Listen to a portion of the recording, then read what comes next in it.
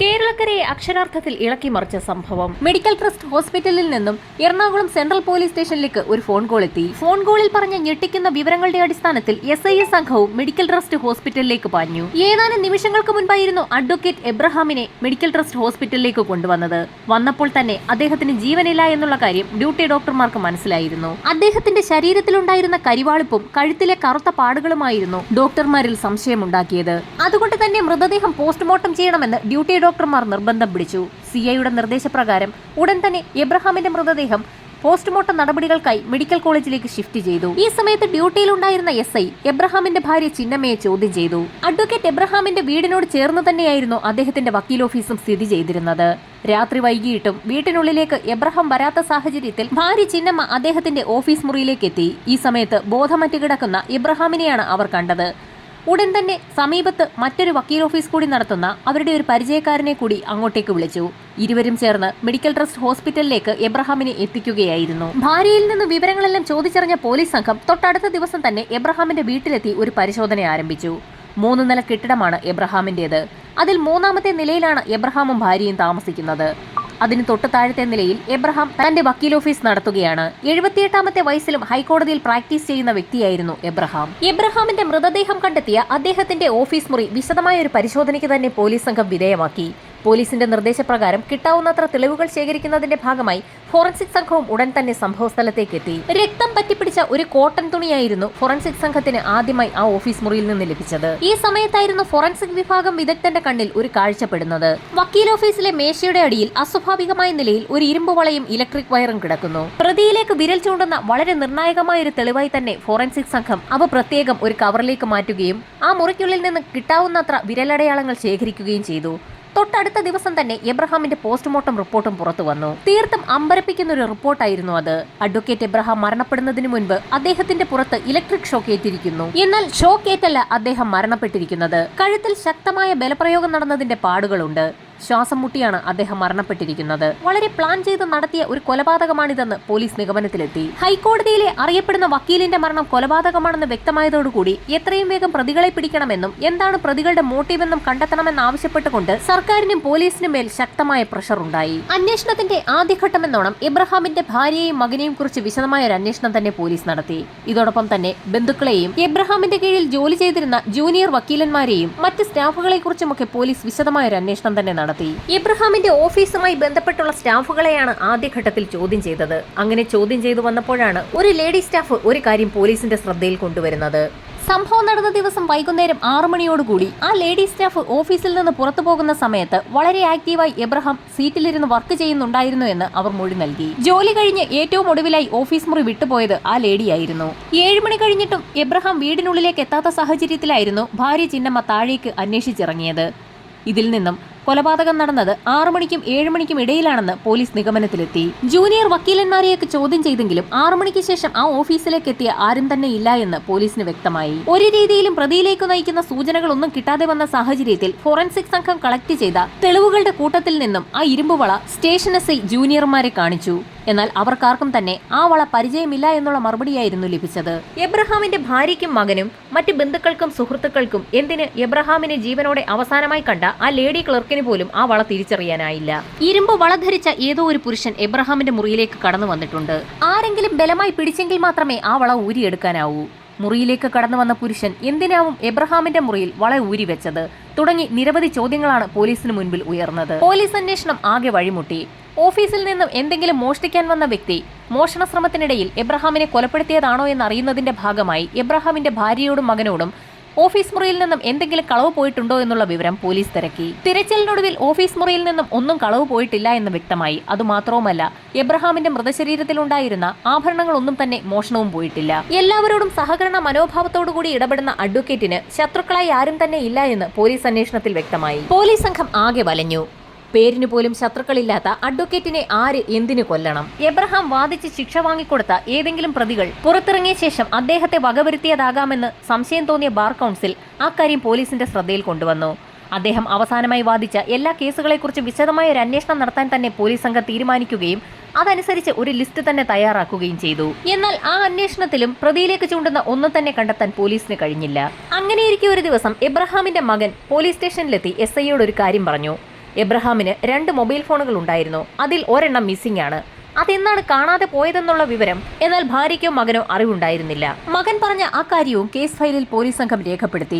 Abraham കൊലക്കേസിന്റെ അന്വേഷണം എങ്ങും എത്താതെ വന്ന സാഹചര്യത്തിൽ സിഐയുടെ നേതൃത്വത്തിൽ അതുവരെ കളക്ട് ചെയ്ത എല്ലാ വിവരങ്ങളും വിശദമായി ഒന്നുകൂടി പഠിക്കാൻ പോലീസ് സംഘം തീരുമാനിച്ചു. കൊലപാതകം നടന്ന ദിവസം ഒന്നുകൂടി റീക്രിയേറ്റ് ചെയ്യാൻ തീരുമാനിച്ച പോലീസ് സംഘം എബ്രഹാമിന്റെ ഓഫീസ് മുറിയിൽ വൈകുന്നേരം ഏകദേശം 7 മണിയോടുകൂടി എത്തി. ഭാര്യ ചിന്നമ്മയുടെ മൊഴി അനുസരിച്ച് സംഭവം നടന്ന ദിവസം എബ്രഹാമിനെ അന്വേഷിച്ച് വക്കീൽ ഓഫീസിലെത്തിയപ്പോൾ മുറിയിൽ ലൈറ്റ് ഉണ്ടായിരുന്നില്ല. അതുകൊണ്ട് തന്നെ കൊലപാതകം റീക്രിയേറ്റ് ചെയ്യുന്നതിന്റെ ഭാഗമായി സിഐ സംഘവും ആ മുറിയിലെ ലൈറ്റുകൾ ഓഫാക്കിയ ശേഷമായിരുന്നു ഓഫീസ് മുറിയിലേക്ക് കടന്നത്. അകത്തേക്ക് കടന്ന പോലീസ് സംഘം അല്പസമയത്തിന് ശേഷം ലൈറ്റ് ഇടാൻ ഒരു ശ്രമം നടത്തി. സ്വിച്ചുകൾ മാറി മാറി അമർത്തി നോക്കിയിട്ടും മുറിക്കുള്ളിലെ ലൈറ്റോ ഫാനോ ഒന്നും തന്നെ ഓണാകാതെ വന്നതോടുകൂടി പോലീസിനാകെ സംശയമായി. ഇതെന്തുകൊണ്ടാണ് ലൈറ്റും ഫാനും ഒന്നും തന്നെ ഓണാകാത്തതെന്ന് സംശയം തോന്നിയ പോലീസ് സംഘം ചിന്നമ്മയെ ചോദ്യം ചെയ്തു. ആ ഓഫീസിന് മാത്രമായി ഒരു കൺട്രോൾ സ്വിച്ച് ഉണ്ടെന്നും ആ സ്വിച്ച് ഓഫാക്കിയാൽ ആ മുറിക്കുള്ളിലെ ലൈറ്റും ഫാനും ഒന്നും തന്നെ ഓണാവുകയില്ല എന്നും അവർ വ്യക്തമാക്കി. കൊലപാതകം നടത്തിയ വ്യക്തി ആരോ അയാൾ കൃത്യം നടത്തിയ ശേഷം ആ മുറിക്കുള്ളിലെ കൺട്രോൾ സ്വിച്ച് ഓഫ് ചെയ്തിരുന്നു. അതുകൊണ്ടാണ് ചിന്നമ്മ ഭർത്താവിനെ തിരക്കി വന്ന സമയത്ത് ഓഫീസ് മുറിയിൽ വെട്ടമില്ലാതെ ഇരുന്നത്. ആ ഓഫീസ് മുറിക്കുള്ളിൽ ഒരു കൺട്രോൾ സ്വിച്ച് ഉണ്ടെന്നും അതുപയോഗിച്ച് ആ മുറിക്കുള്ളിലെ എല്ലാ ഇലക്ട്രിക് സംവിധാനങ്ങളും ഓഫാക്കാൻ കഴിയുമെന്നും അറിവുള്ള വ്യക്തിയാണ് കൊലപാതകം നടത്തിയിരിക്കുന്നതെന്നുള്ള നിർണായകമായ കണ്ടെത്തലിലേക്കാണ് പോലീസ് സംഘം എത്തിയത്. സ്വാഭാവികമായും ആ ഓഫീസിൽ വർക്ക് ചെയ്യുന്നവർക്കും വീട്ടുകാർക്കും മാത്രമായിരിക്കണം അങ്ങനെ ഒരു സ്വിച്ചുള്ള കാര്യം അറിവുണ്ടാവുക. അതുകൊണ്ട് തന്നെ ആദ്യഘട്ടത്തിൽ ആ ഓഫീസിൽ വർക്ക് ചെയ്തിരുന്ന എല്ലാ ആളുകളെയും ഒന്നുകൂടി ചോദ്യം ചെയ്യാൻ സിഐ തീരുമാനിച്ചു. ചോദ്യം ചെയ്യലിന് വിധേയരായ എല്ലാ ജീവനക്കാരുടെയും വീടുകൾ കേന്ദ്രീകരിച്ചും പോലീസ് സംഘം പരിശോധന നടത്തി. അങ്ങനെ പരിശോധന നടത്തുന്നതിനിടയിലാണ് ഓഫീസിലെ ഒരു ജീവനക്കാരനായ 19-കാരന്റെ വീട്ടിൽ പോലീസ് സംഘം എത്തിയത്. വീടും പരിസരവും പരിശോധിക്കുന്നതിനിടയിൽ അസ്വാഭാവികമായ രീതിയിൽ വീടിന്റെ പരിസരത്ത് നിന്നും പാതി കത്തിച്ച നിലയിലുള്ള ഒരു ക്രെഡിറ്റ് കാർഡ് പോലീസ് സംഘത്തിന് കിട്ടി. ക്രെഡിറ്റ് കാർഡ് കത്തിച്ചു കളയാൻ ശ്രമിച്ചിട്ടുണ്ടെങ്കിലും അതിന്റെ പകുതി ഭാഗം മാത്രമേ കത്തിയിട്ടുള്ളൂ. കത്തിത്തീരാത്ത ഭാഗത്ത് ഒരു പേര് രേഖപ്പെടുത്തിയിരിക്കുന്നത് പോലീസിന്റെ ശ്രദ്ധയിൽപ്പെട്ടു. എബ്രഹാം എന്നായിരുന്നു ആ പേര്. അതിൽ നിന്നും അഡ്വക്കേറ്റ് എബ്രഹാമിന്റെ ക്രെഡിറ്റ് കാർഡാണെന്ന് വ്യക്തമായി. കൊല്ലപ്പെട്ട എബ്രഹാമിന്റെ ക്രെഡിറ്റ് കാർഡ് എങ്ങനെയാണ് കത്തിച്ച നിലയിൽ ആ യുവാവിന്റെ വീട്ടുപരിസരത്തെത്തിയത്? സിഐയുടെ നേതൃത്വത്തിലുള്ള പോലീസ് സംഘം ഉടൻ തന്നെ ആ ചെറുപ്പക്കാരനെ കസ്റ്റഡിയിലെടുത്തു. ചോദ്യം ചെയ്യലിൽ മലപ്പുറം സ്വദേശിയായ അമൽരാജ് എന്ന ആ യുവാവ് എബ്രഹാമിന്റെ ഓഫീസിൽ ജോലി ചെയ്യാൻ തുടങ്ങിയിട്ട് 6 മാസമായി എന്ന് വ്യക്തമായി. എബ്രഹാമിന്റെ ക്രെഡിറ്റ് കാർഡ് എന്തിനാണ് കത്തിച്ചതെന്നുള്ള പോലീസിന്റെ ചോദ്യത്തിനും വളരെ വിശ്വസനീയമായ മറുപടിയായിരുന്നു അമൽരാജ് പറഞ്ഞത്. സ്വാഭാവികമായും എബ്രഹാമിന്റെ ഓഫീസിൽ ജോലി ചെയ്യുന്നതിനാൽ ഓഫീസുമായി ബന്ധപ്പെട്ടുള്ള പല കാര്യങ്ങളും തന്റെ മുറിയിലുണ്ടായിരുന്നു. വീടൊക്കെ അടുക്കിപ്പറക്കിയ സാഹചര്യത്തിൽ അനാവശ്യമായിട്ടുള്ള വസ്തുക്കളൊക്കെ കത്തിച്ച കൂട്ടത്തിൽ ആ ക്രെഡിറ്റ് കാർഡും പെട്ടുപോയതാണെന്ന് അവൻ മൊഴി നൽകി. അമൽരാജിന്റെ മൊഴി പോലീസ് വിശ്വാസത്തിലെടുത്തെങ്കിലും അയാളെക്കുറിച്ച് കൂടുതൽ അന്വേഷിക്കാൻ പോലീസ് തീരുമാനിച്ചു. സംഭവം നടന്ന ദിവസം അമൽരാജിന്റെ ആക്ടിവിറ്റീസ് എന്തൊക്കെയായിരുന്നു എന്ന് മനസ്സിലാക്കുന്നതിന്റെ ഭാഗമായി ആ ദിവസത്തെ അയാളുടെ മൊബൈൽ ടവർ ലൊക്കേഷനുകൾ ഏതൊക്കെയായിരുന്നു എന്ന് അന്വേഷിക്കുന്നതിനായി സൈബർ സെല്ലിന് നിർദ്ദേശവും നൽകി. പതിവ് പോലെ എന്നും രാവിലെ 9 മണിക്കാണ് അമൽരാജ് ഓഫീസിലേക്ക് വരാറുള്ളത്. സംഭവം നടന്ന ദിവസവും രാവിലെ 9 മണി മുതൽ 6 മണി വരെ അമൽരാജ് ഓഫീസിൽ തന്നെ ഉണ്ടായിരുന്നു.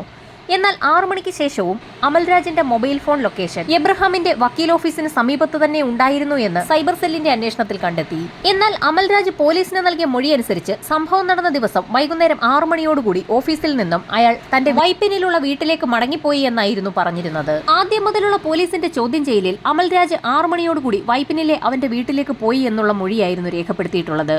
എന്നാൽ പറഞ്ഞതിന് വിപരീതമായി സൈബർ സെല്ലിന്റെ ഭാഗത്തു നിന്നും സംഭവം നടന്ന ദിവസം എബ്രഹാമിന്റെ ഓഫീസ് പരിസരത്തുള്ള ടവർ ലൊക്കേഷനിൽ തന്നെ അമൽരാജ് ഉണ്ടായിരുന്നു എന്നുള്ള കാര്യമാണ് ഇപ്പോൾ തെളിഞ്ഞിരിക്കുന്നത്. ശരിക്കും നിർണായകമായ ഒരു വിവരമാണ് പോലീസ് സംഘത്തിന് ലഭിച്ചിരിക്കുന്നത്.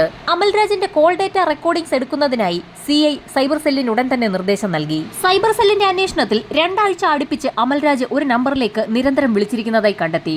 എന്നാൽ 2 ആഴ്ചയ്ക്ക് മുൻപോ അതിനുശേഷമോ ആ നമ്പറിലേക്ക് അമൽരാജ് വിളിച്ചിട്ടുമില്ല. മറ്റൊരു നിർണായക വിവരം കൂടി സൈബർ സെല്ലിന്റെ ഭാഗത്ത് നിന്നും സിഐക്ക് ലഭിച്ചു. സംഭവം നടന്ന ദിവസം വൈകുന്നേരം 6 മണിക്ക് ശേഷം അമൽരാജിന്റെ ഫോണിൽ നിന്നും ആ നമ്പറിലേക്ക് ഒരു മിസ്ഡ് കോളും പോയിട്ടുണ്ട്. അതിനുശേഷം ഇന്ന് വരെ ആ ഫോണിലേക്ക് അമൽരാജ് വിളിച്ചിട്ടുമില്ല. അമൽരാജ് നിരന്തരം വിളിച്ചുകൊണ്ടിരുന്ന ആ നമ്പർ ഇപ്പോൾ സ്വിച്ച്ഡ് ഓഫുമാണ്. അമൽരാജിന് മേലുള്ള സിഐയുടെ സംശയം മുറുകിയതും അവനെ വിശദമായി തന്നെ ചോദ്യം ചെയ്യാൻ പോലീസ് സംഘം തീരുമാനിച്ചു. അഡ്വക്കേറ്റ് എബ്രഹാമിനെ എന്തിനാണ് കൊലപ്പെടുത്തിയതെന്നുള്ള സിഐയുടെ ചോദ്യം കേട്ടപ്പോൾ തന്നെ അമൽരാജ് ഒന്ന് പതറി. ഇനിയൊന്നും മറച്ചു വെച്ചിട്ട് കാര്യമില്ല എന്നും സത്യങ്ങൾ തുറന്നു പറയുകയാണെങ്കിൽ ശിക്ഷയിൽ ഇളവ് വരുത്തി തരാമെന്നും സിഐ പറഞ്ഞെങ്കിൽ പോലും അമൽരാജിന് ഒരു കുലുക്കവും ഉണ്ടായിരുന്നില്ല. ഏതൊക്കെ രീതിയിൽ ശ്രമിച്ചിട്ടും അമൽരാജ് ഒന്നും വിട്ടു പറയുന്നില്ല എന്ന് മനസ്സിലാക്കിയ സിഐ അടവൊന്ന് മാറ്റി ചവിട്ടി. എബ്രഹാമിനെ കൊലപ്പെടുത്തിയ ശേഷം ഏകദേശം 6:30 മണിയോടുകൂടി കൊലപാതകത്തിന് സഹായിച്ച വ്യക്തിക്ക് അമൽരാജിന്റെ ഫോണിൽ നിന്ന് ഒരു മിസ്ഡ് കോൾ ചെന്നിട്ടുണ്ടല്ലോ എന്ന് CI പറഞ്ഞു. അത് കേട്ടതോടുകൂടി അമൽരാജ് പതറിയെങ്കിലും ഒരു കാര്യവും പോലീസിനോട് തുറന്ന് സമ്മതിച്ചില്ല. ഈ സമയത്തായിരുന്നു അഡ്വക്കേറ്റ് എബ്രഹാമിന്റെ മകൻ പോലീസ് സ്റ്റേഷനിലേക്ക് എത്തിയത്. എബ്രഹാം മരിച്ച ശേഷം അദ്ദേഹത്തിന്റെ ഡോക്യുമെന്റ്സുകളൊക്കെ പരിശോധിക്കുന്നതിനിടയിൽ ആ മകന് അലമാരിയിൽ നിന്നും ഒരു പേപ്പർ കിട്ടി. ഒരു മൊബൈൽ ഫോൺ വാങ്ങിച്ച ബില്ലും അനുബന്ധ ഡോക്യുമെന്റ്സുകളുമായിരുന്നു അത്. ആ മൊബൈൽ ഫോണാണ് കാണാതെ പോയിരിക്കുന്നതെന്നും എബ്രഹാമിന്റെ മകൻ പോലീസിന് മൊഴി നൽകി. ഡോക്യുമെന്റ്സുകളിൽ നിന്നും മൊബൈൽ ഫോണിന്റെ IMEI നമ്പർ മനസ്സിലാക്കിയ പോലീസ് സംഘം ആ മൊബൈൽ ഫോൺ കേന്ദ്രീകരിച്ച് ഒരു അന്വേഷണം നടത്തുന്നതിനായി സൈബർ സെല്ലിന് ഹാൻഡ് ഓവർ ചെയ്തു. തീർത്തും ഞെട്ടിക്കുന്ന ഒരു റിപ്പോർട്ടായിരുന്നു സൈബർ സെല്ലിന്റെ ഭാഗത്തു നിന്നും പുറത്തു വന്നത്. കാണാതെ പോയ എബ്രഹാമിന്റെ ആ മൊബൈൽ ഫോണിലേക്കായിരുന്നു 2 ആഴ്ച അടുപ്പിച്ച് അമൽരാജ് വിളിച്ചതും എബ്രഹാമിന്റെ മരണശേഷം അന്ന് വൈകുന്നേരം മിസ്ഡ് കോൾ നൽകിയതും. എബ്രഹാമിന്റെ കാണാതെ പോയ മൊബൈൽ ഫോണിലെ സിം കാർഡ് ഇളക്കി മാറ്റിയ ശേഷം അതിൽ മറ്റൊരു സിം ഇട്ടാണ് വിളിച്ചിരിക്കുന്നത്.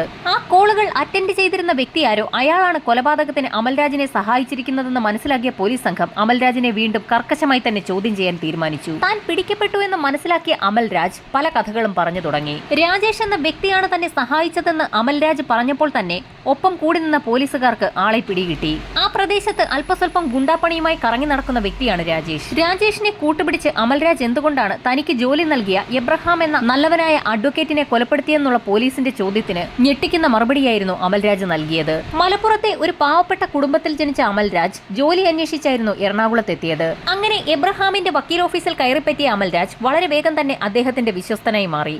പലപ്പോഴും അദ്ദേഹത്തിന്റെ ചെക്കുകളൊക്കെ എഴുതുന്നതും ബാങ്കിൽ നിന്ന് എബ്രഹാമിന് പണം എടുത്തുകൊണ്ട് കൊടുക്കുന്നതുമൊക്കെ അമൽരാജ് ആയിരുന്നു. തിരക്കുള്ള സമയത്ത് എബ്രഹാം വക്കീൽ പലപ്പോഴും തന്റെ ഒപ്പ് അമൽരാജിനെ കൊണ്ട് തന്നെ ചെക്കിൽ ഇടിപ്പിക്കാറുമുണ്ടായിരുന്നു. അത് കേട്ടപ്പോൾ പോലീസിന് ആകെ അമ്പരപ്പായിരുന്നു. അമൽരാജിനെ പൂർണ്ണ വിശ്വാസമുണ്ടായിരുന്ന അഡ്വക്കേറ്റ് എബ്രഹാം പലപ്പോഴും ബ്ലാങ്ക് ചെക്കുകളായിരുന്നു അവന്റെ കൈവശം ബാങ്കിൽ നിന്നും പണം പിൻവലിക്കുന്നതിന്റെ ഭാഗമായി കൊടുത്തുവിടാറുണ്ടായിരുന്നത്. അഡ്വക്കേറ്റ് എബ്രഹാം ബാങ്ക് അക്കൗണ്ടുകൾ കൃത്യമായി പരിശോധിക്കുന്നില്ല എന്ന് മനസ്സിലാക്കിയ അമൽരാജ് പലപ്പോഴും ബ്ലാങ്ക് ചെക്കുകൾ ഉപയോഗിച്ച് കൂടുതൽ തുക അക്കൗണ്ടിൽ നിന്ന് പിൻവലിക്കുന്നത് പതിവായി തുടങ്ങി. ആദ്യഘട്ടത്തിലൊക്കെ കുറച്ച് പണമായിരുന്നു അക്കൗണ്ടിൽ നിന്ന് പിൻവലിച്ചു തുടങ്ങിയത്. അത് അദ്ദേഹം ശ്രദ്ധിക്കുന്നില്ല എന്ന് മനസ്സിലാക്കിയതോടുകൂടി കൂടുതൽ തുക പിൻവലിക്കാൻ അമൽരാജ് തീരുമാനിച്ചു. എന്നാൽ കൂടുതൽ തുക പിൻവലിച്ചാൽ ആ വിവരം അഡ്വക്കേറ്റ് മനസ്സിലാക്കുമോ എന്ന് ഭയന്ന അമൽരാജ് ആ വിവരം തന്റെ സുഹൃത്തായ രാജേഷിനെ അറിയിക്കുകയും ചെയ്തിരുന്നു. അങ്ങനെ വിശദമായൊരു പ്ലാൻ തന്നെ ഇരുവരും ചേർന്ന് തയ്യാറാക്കി. പ്ലാൻ അനുസരിച്ച് 2 ബ്ലാങ്ക് ചെക്കുകൾ ഉപയോഗിച്ച് അഡ്വക്കേറ്റിന്റെ അക്കൗണ്ടിൽ നിന്നും 8 ലക്ഷം രൂപ അമൽരാജ് പിൻവലിച്ചു. ഇത്രയും കാര്യങ്ങൾ കേട്ട പോലീസ് സംഘം അമൽരാജിന്റെ സുഹൃത്തായ രാജേഷിനെ ഉടൻ തന്നെ കസ്റ്റഡിയിലെടുത്തു. ആ സമയത്ത് അയാളുടെ കൈവശം എബ്രഹാമിന്റെ കളവ് പോയ മൊബൈൽ ഫോണും ഉണ്ടായിരുന്നു. അമൽരാജിനെയും രാജേഷിനെയും ഒരുമിച്ചിരുത്തി ചോദ്യം ചെയ്ത പോലീസ് സംഘത്തിന് ഒരു കാര്യം വ്യക്തമായി. അവർക്ക് 2 പേർക്കും പുറമെ ആ കൊലപാതകത്തിൽ സജീവമായി മറ്റൊരാൾക്ക് കൂടി പങ്കുണ്ട്. ഗുണ്ടാ പ്രവർത്തനങ്ങളുമായി നടക്കുന്ന ഷൈൻമോൻ എന്ന വ്യക്തിയായിരുന്നു ആ മൂന്നാമൻ.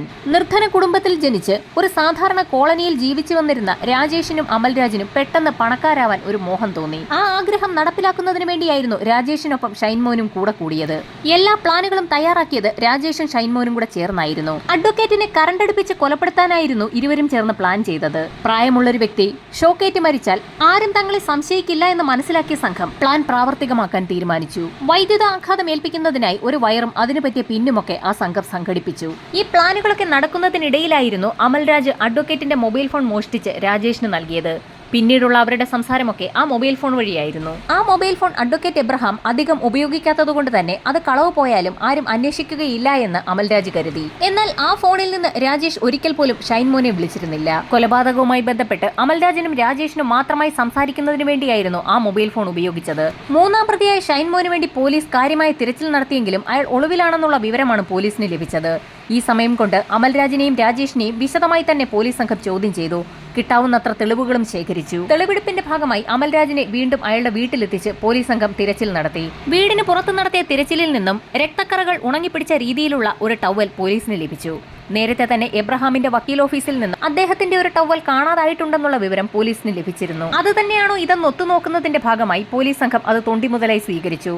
രാജേഷിനെയും അയാളുടെ വീട്ടിലെത്തിച്ച് പോലീസ് സംഘം വിശദമായി തന്നെ തിരച്ചിൽ നടത്തി. ശേഷം ഇരുവരെയും കൃത്യം നടന്ന വക്കീൽ ഓഫീസിലെത്തിച്ച് അന്ന് നടന്ന കാര്യങ്ങളൊക്കെ വ്യക്തമാക്കാൻ ആവശ്യപ്പെട്ടു. വക്കീലിനെ ഷോക്കടിപ്പിച്ചതും അതിനുശേഷം അദ്ദേഹത്തിന്റെ കഴുത്തിഞ്ഞെരുക്കി ശ്വാസം മുട്ടിച്ച് കൊലപ്പെടുത്തിയതുമൊക്കെ അമൽരാജും രാജേഷും ചേർന്ന് പോലീസിന് വ്യക്തമാക്കി കൊടുത്തു. ഈ സമയത്ത് ഒരു സംഘം പോലീസുകാർ മൂന്നാം പ്രതിയായ ഷൈൻമോന് വേണ്ടി സിറ്റിയാകെ അരിച്ചു പറക്കുകയായിരുന്നു. ഒടുവിൽ ഒരു ഹോട്ടലിൽ കള്ളപ്പേരിൽ കഴിയുകയായിരുന്ന ഷൈൻമോനെ പോലീസ് സംഘം വളരെ വിദഗ്ധമായി തന്നെ പിടികൂടി. മൂവരെയും വിശദമായി ചോദ്യം ചെയ്ത ശേഷം കേസ് ഫയൽ പൂർത്തിയാക്കി ചൂണ്ടിക്കാട്ടി കുറ്റപത്രം കോടതിയിൽ സമർപ്പിച്ചു. വളരെ ശക്തമായ വാദപ്രതിവാദങ്ങൾ തന്നെയാണ് കോടതിയിൽ അരങ്ങേറിയത്.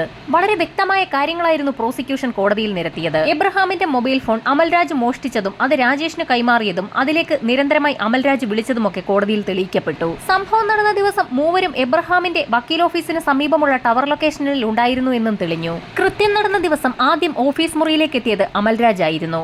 ഓഫീസ് റൂമിൽ ആരുമില്ല എന്ന് ഉറപ്പാക്കിയ അമൽരാജ് ആ സമയത്തായിരുന്നു രാജേഷിന്റെ കൈവശമുള്ള എബ്രഹാമിന്റെ മോഷ്ടിക്കപ്പെട്ട മൊബൈൽ ഫോണിലേക്ക് ഒരു മിസ്ഡ് കോൾ നൽകിയത്. വക്കീൽ ഓഫീസിൽ ആരുമില്ല എന്നുള്ള സിഗ്നൽ കിട്ടിയതോടുകൂടി പുറത്ത് കാത്തുനിന്ന രാജേഷും ഷൈൻമോനും കൂടി അകത്തേക്ക് കയറി. ഷൈൻമോന്റെ കയ്യിൽ ഒരു ഇരുമ്പ് വളയുണ്ടായിരുന്നു. ഒരു പ്രത്യേക സാഹചര്യത്തിലായിരുന്നു അയാൾക്ക് ദൂരേണ്ടി വന്നത്. ഓഫീസിനുള്ളിലേക്ക് കടന്ന ഇരുവരും അല്പനേരം എബ്രഹാമിനോട് സംസാരിച്ചിരുന്നു. സംസാരിക്കുന്നതിനിടയിൽ തന്നെ ഷൈൻമോൻ തന്റെ കൈവശമുണ്ടായിരുന്ന വയർ പ്ലഗിനുള്ളിലേക്ക് തിരുകുകയും അതിന്റെ ഒരറ്റം എബ്രഹാമിന്റെ പുറത്തേക്കിടുകയും ചെയ്തു. അപ്രതീക്ഷിതമായി ഷോക്കടിച്ച സമയത്ത് എബ്രഹാം തെറിച്ചു വീഴുകയായിരുന്നു. എന്നാൽ മൂവർ സംഘം കരുതിയതുപോലെ എബ്രഹാം ഷോക്കടിച്ച് മരിച്ചില്ല. അദ്ദേഹം കസേരയിൽ നിന്ന് തെറിച്ച് താഴേക്ക് വീഴുക മാത്രമാണ് ചെയ്തത്. താഴെ വീണ എബ്രഹാം ബഹളം വെക്കാൻ സാധ്യതയുണ്ടെന്ന് മനസ്സിലാക്കിയ ഷൈൻമോൻ കൈവശമുണ്ടായിരുന്ന വള ഊരിയെടുത്ത ശേഷം എബ്രഹാമിന്റെ കഴുത്തിലേക്ക് അമർത്തുകയായിരുന്നു. പിടിവലികൾക്കിടയിൽ ഷൈൻമോന്റെ ഇരുമ്പുവള ആ മുറിക്കുള്ളിൽ എവിടേക്കോ തെറിച്ചുപോയി. ഈ സമയത്തായിരുന്നു എബ്രഹാമിന്റെ ശരീരത്തിൽ നിന്നും രക്തം പുറത്തേക്ക് വന്നത്. രാജേഷിന്റെയും ഷൈൻമോന്റെയും കയ്യിലേക്ക് തെറിച്ച എബ്രഹാമിന്റെ രക്തം മേശപ്പുറത്തിരുന്ന എബ്രഹാമിന്റെ തന്നെ കർച്ചീഫ് കൊണ്ട് അവർ തുടച്ചു. ശേഷം ഇരുവരും ആ മുറി വിട്ട് പുറത്തേക്ക് ഓടി. ശക്തമായ വാദപ്രതിവാദങ്ങൾക്കൊടുവിൽ എറണാകുളം സെഷൻസ് കോടതി ഒന്നാം പ്രതിയായ അമൽരാജിന് വധശിക്ഷയും മറ്റു 2 പ്രതികൾക്ക് ഇരട്ട ജീവപര്യന്തവുമായിരുന്നു വിധിച്ചത്. കേസ് സ്വാഭാവികമായും അപ്പീലുമായി ബന്ധപ്പെട്ട് ഹൈക്കോടതിയിലെത്തി. എറണാകുളം സെഷൻസ് ജഡ്ജിന്റെ വിധി ശരിവെച്ചുകൊണ്ടുള്ള ഉത്തരവായിരുന്നു ഹൈക്കോടതി പുറപ്പെടുവിച്ചത്. എന്നാൽ അപ്പീൽ പരിഗണിച്ച സുപ്രീം കോടതി ഒന്നാം പ്രതി അമൽരാജിന്റെ വധശിക്ഷ ജീവപര്യന്തമാക്കി കുറച്ചു. ശിക്ഷയിൽ ഇളവ് വരുത്തിയെങ്കിലും പരോളില്ലാത്ത 35 വർഷത്തെ തടവാണ് സുപ്രീം കോടതി വിധിച്ചത്. കൃത്യം നടത്തിയ സമയത്തെ അമൽരാജിന്റെ പ്രായം കൂടി കണക്കിലെടുത്തായിരുന്നു സുപ്രീം കോടതിയുടെ വിധി.